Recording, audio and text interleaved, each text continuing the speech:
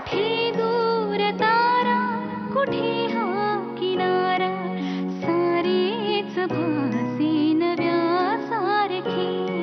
जिथे रात राणी आता दरवळेल, नवा डाव दोघे मांडू तिथे. तुझा हात हाती असो जन्म साथी, नकोया सुखाला तारसे. तुझी साथ असता माझ्या आकाशी, कशी चांदण्याची आरास आहे. अजूनही वाटते मला की, अजूनही सागरात आहे.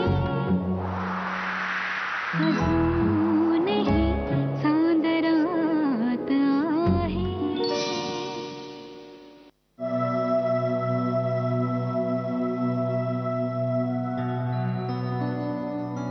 बसा.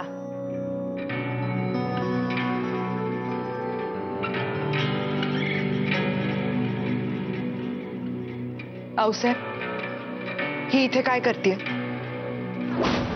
तुम्हाला माहितीये ना, मला हिचं तोंड सुद्धा बघायला आवडत नाही. त्यांना इथे आम्ही बोलवलंय आणि आमच्या रूम मध्ये कुणी यायचं आणि कुणी यायचं नाही याचा निर्णय आम्ही घेणार अलग. आणि तसंही बऱ्याच गोष्टींची उत्तरं हवीत की हो आम्हाला. रेवा, तुम्ही बसलात तरी चालेल. नाही, ठीक आहे. अलक, मंदिरात पूजेच्या वेळी आमचा उपास तोडण्याचं धाडस नेमकं कुणी केलं हे ठाऊक आहे का हो तुम्हाला?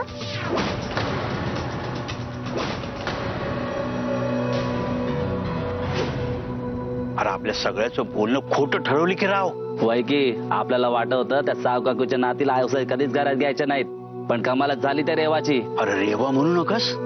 आता ते रेवा नाहीत, आपल्या राजघराण्यातल्या धाकल्या नव्या सुनबाई साहेब आहेत. अरे आऊसाहेबांनी त्यांना नुसतं वाड्यात घेतलं नाही, उलट या महत्वाच्या पूजेचा मान बी दिला की राव. वय तर मोठं कांडच झालंय या राजघराण्यातलं. त्या पूजेच्या येळ्याच्या तमाशाची चर्चा अख्खं गाव करतंय. पण मला एक गोष्ट नाही कळत, त्या दिवशी मंदिरात एवढी माणसं होती तरी सुद्धा समध्या देखत आऊसाहेबांच्या दुधात कुणी पाव बुडवला हे कुणाला कसं कळलं नाही? त्या दारामागची शक्ती तर नसल. अरे येडा का खोळा तू, त्या दारामागची शक्ती मंदिरात कशी काय काम करल? आणि तुला काय वाटलं दारामागची शक्ती अशी काही चिल्लर कामं करणार आहे वय? मला वाटतं हे काम कुणातरी एका माणसाचं आहे. पण कुणाचा? हा आता ते भैरवालाच माहित आहे बाबा. पण एक गोष्ट ध्यानात ठेव, ज्या दिवशी आऊसाहेबांना कळल त्या दिवशी त्या माणसाचं काही खरं नाही.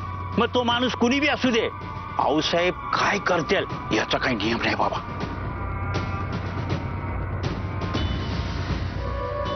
आऊसाहेब, ते आम्हाला तरी कसं कळणार? आम्ही तुमच्याच बरोबर होतो ना. तिथे केवढा गोंधळ होता आणि आम्हाला जे वाटलं ते आम्ही त्याच दिवशी बोलून दाखवलं. हे काम घराबाहेरच्याच कोणाचं तरी आहे. रेवा, तुम्ही सांगू शकाल का त्या दिवशी दुधात पावाचा तुकडा घातलेला आहे हे फक्त तुमच्याच लक्षात आलं होतं?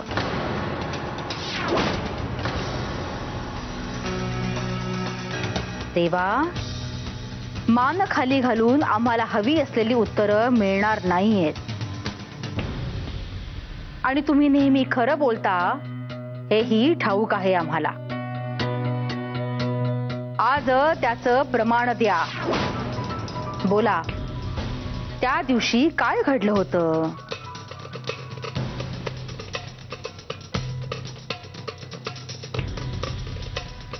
आऊसाहेब, जर मी सत्य सांगितलं तर ते मान्य होईल का?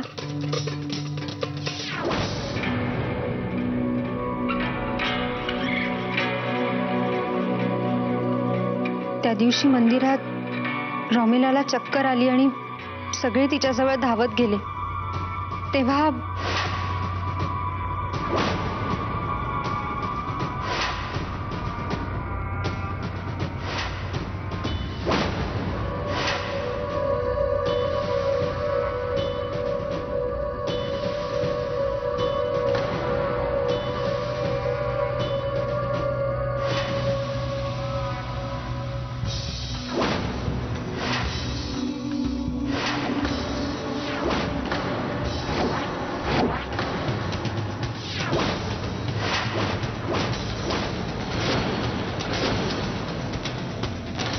करावं काहीच सुचत नव्हतं मला. आणि नेमका तोपर्यंत तो ग्लास तुमच्याजवळ. खोटं बोलते ही. काय पुरावा आहे ग तुझ्याकडे? तोंडाला येईल ते बळतेस तू. आऊसाहेब, हिला आत्ताच्या आत्ता घराबाहेर काढा.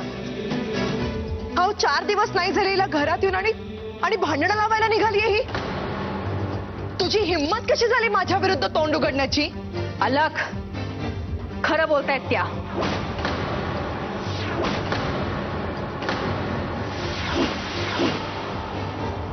आऊसाहेब, अकांड तांडव करून उगाच सत्य लपवण्याचा प्रयत्न करू नका.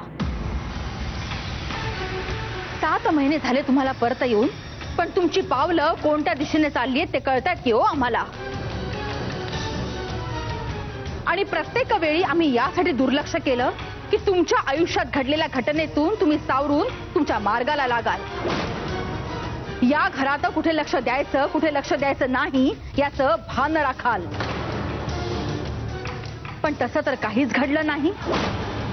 उलट आमच्याच विरोधात अपराध केलेल्या आरोपी म्हणून तुम्ही आज आमच्या समोर उभे आहात. आणि अपराधाला शासन हे होणार.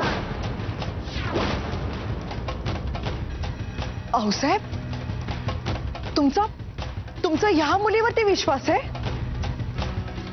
अहो, मी या घरात आल्यानंतर काय काय वागले हे आठवतं तुम्हाला?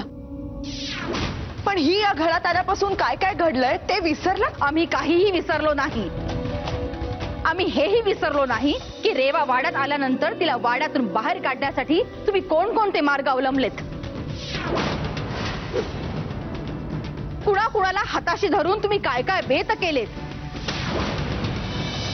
आणि आज तुमच्या वागण्याचा कडेलोट झाला. आता तुम्हाला या वाड्यामध्ये राहायला जागा नाही.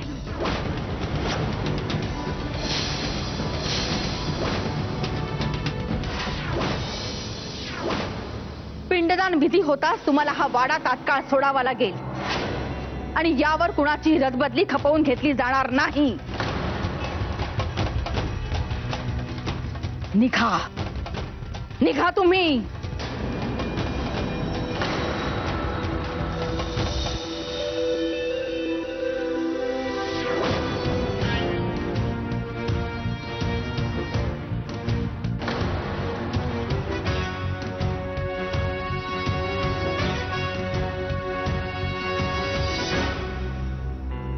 आऊसाहेब, तुम्हाला असं नाही वाटत तुम्ही खूप कठोर वागलात त्यांच्याशी? कठोर न वागूनही पाहिले की हो आम्ही. मऊ लागलं की कोपरानं खणाला बघतंय हे जग. आणि हे बघा, हे सगळं तुमच्यामुळे घडलंय असं समजून तुम्ही भीत असाल तर तसं काही मनात आणायची गरज नाही. कधी ना कधी आम्हाला हे कळणारच होतं. या तुम्ही.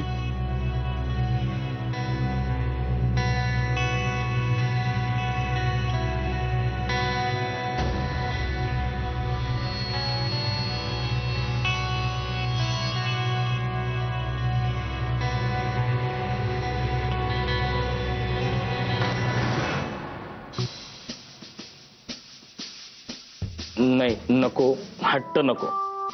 हे पहा बाळांनो, आम्हालाही राजघराण्यातील पुरुषांप्रमाणे राजबिंड दिसायचंय. अगदी रुबाबदार. त्यामुळे हट्ट नको. अय्या, कोण म्हणतं तुम्ही रुबाबदार दिसत नाही? तो तुमचा जत्रेतला लाकडाच्या घोड्यावरचा फोटो आठवतोय का? काय रुबाबदार दिसताय त्यात तुम्ही. अगदी अश्वारूढ व्यक्तिमत्व. नाहीतरी तुम्हाला घोड्यावर बसायची भारी हौस होती, ती त्या दिवशी पूर्ण झाली नाही का? या मंदाराणी बसा. बरं मंदाराणी, आम्ही तुम्हास एक काम सांगितले होते, झाले ते काम? अलबत. हो अलबत. तुम्ही आज्ञा केलीत आणि मी ती पूर्ण करणार नाही असं कधी झालंय का? वा मंदाराणी वा. तुमच्या मुखकमलातून बरसणाऱ्या शब्दरूपी फुलांमुळे वातावरण अगदी सुगंधित झालेलं. वा वा वा. नक्की काय केलंय तुम्ही? एक लखोटा तयार केलाय. लखोटा? पाहू बरे. हा लखोटा? हा म्हणजे आता राजघराण्यातल्या लोकांसारखे जड जड मोठे मोठे शब्द वापरायचे, मग लखोटाच म्हणावं लागलं ना याला. ओ ओ ओ ओ ओ, लखोटा लखोटा. हा तर या लखोट्यात राजघराण्यातल्या बायका दिवसभर काय काय उपक्रम करत असतात याची नोंद करून ठेवलीये मी. म्हणजे अगदी घोडेस्वारी पासून ते राजघराण्यातल्या खेळांपर्यंत. राजघराण्यातील खेळ? पत्ते. पत्ते? ओ पत्ते. हा वा वा वा वा वा मंदाराणी वा.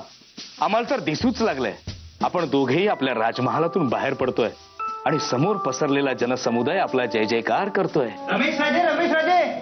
पाहिलंच मंदाराणी, नुसत्या विचारांनी जय जयकार सुरू झालाय. रमेश राजे असं मुजरा नाही केला? अहो मुजरा कशाला घेताय? खाली खूप गोंधळ झालाय. थोरल्या वहिनी साहेबांनी बोलवलंय तुम्हाला, चला लवकर. काय गोंधळ? अर्थात राजकीय घडामोडी होत आहेत. मंदाराणी आपल्याला निघायला हवं. आपल्या मौलिक मार्गदर्शनाची त्यांना गरज आहे. चला चला निघूया आपण. चला मंदाराणी चला चला. नाही नको हट्ट नको.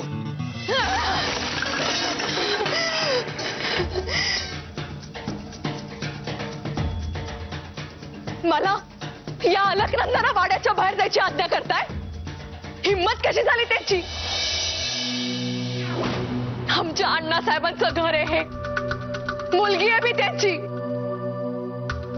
या वाड्यावरती आमचा हक्क आहे, अगदी कायद्याने सुद्धा.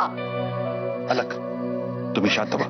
हे बघा, तुमचं म्हणणं आम्हाला पटतंय, पण आम्हाला खात्री आहे आऊसाहेब असं काहीही करणार नाहीत. अहो रागाच्या भरात बोलल्या असतील ना त्या. एकदा का राग शांत झाला की माफ करतील ना तुम्हाला? माफ? त्या कोण होतात आम्हाला माफ करणाऱ्या किंवा शिक्षा देणाऱ्या? खानदानी सरनोबत होत आम्ही. हलकवंच आऊसाहेबांच्या खोलीत नेमकं झालं काय जरा सांगा ना तुम्ही.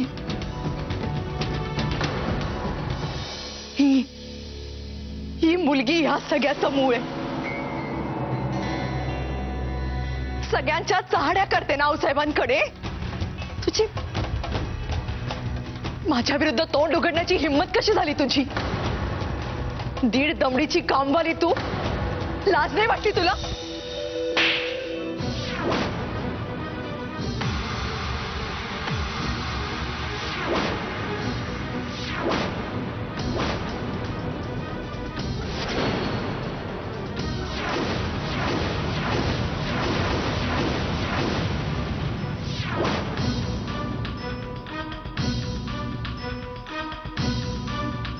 कोणचा जरा शांत व्हा. मला कोणचा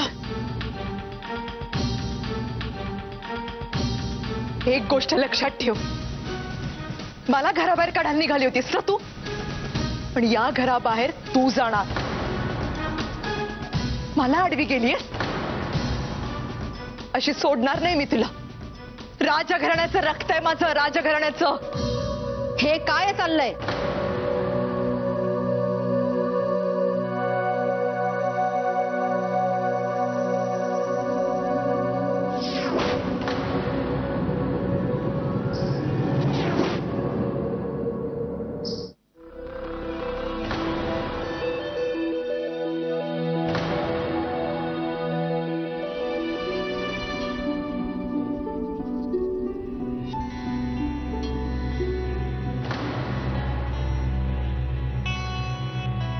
आऊसाहेब, आपण अलखला काही बोललात का?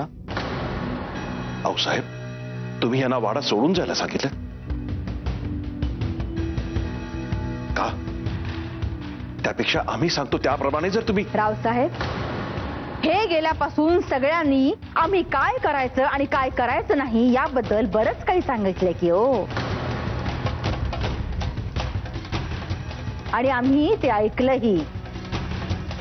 अनयने लग्न केल्यामुळे सगळेजण अस्वस्थ असतील या विचाराने आम्ही इतरांचं उर्मट वागणंही सहन केलंय. आमच्या समोर आमची अवज्ञा केली की हो लोकांनी. गोड बोलून आमचाच अपमान करण्याचा प्रयत्न केला, तोही आम्ही पचवला की हो. पण आता हा मनमानी कारभार आम्ही सहन करणार नाही. आमचा निर्णय पक्का आहे. पिंडदानानंतर अलखना हा वाडा सोडावाच लागेल.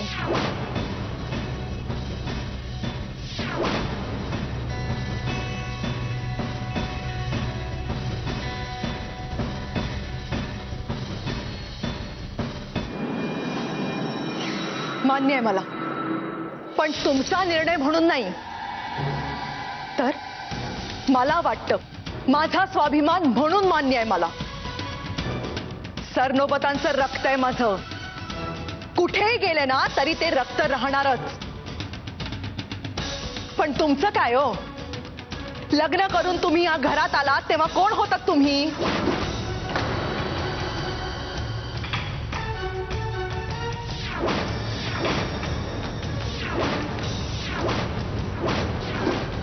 आठवतंय?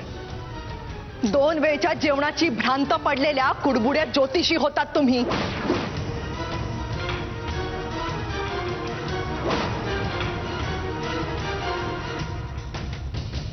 आमच्या अण्णासाहेबांची नजर पडली तुमच्यावर म्हणून या वाड्याच्या आऊसाहेब झालात.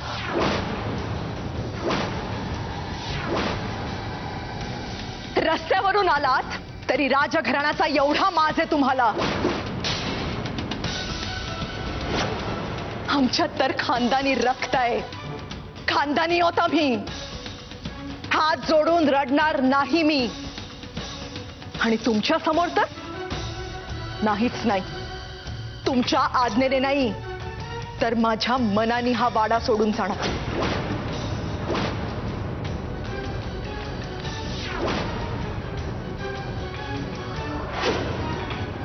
आणि पिंडदान विधी होईपर्यंत तरी कशाला थांबायचं? अण्णासाहेबांच्या आत्म्याच्या शांतीसाठी? एक दिवस थांबून त्यांच्या आत्म्याला आशा नाही देणार आम्ही. उद्याच आम्ही हा वाडा सोडून जाणार.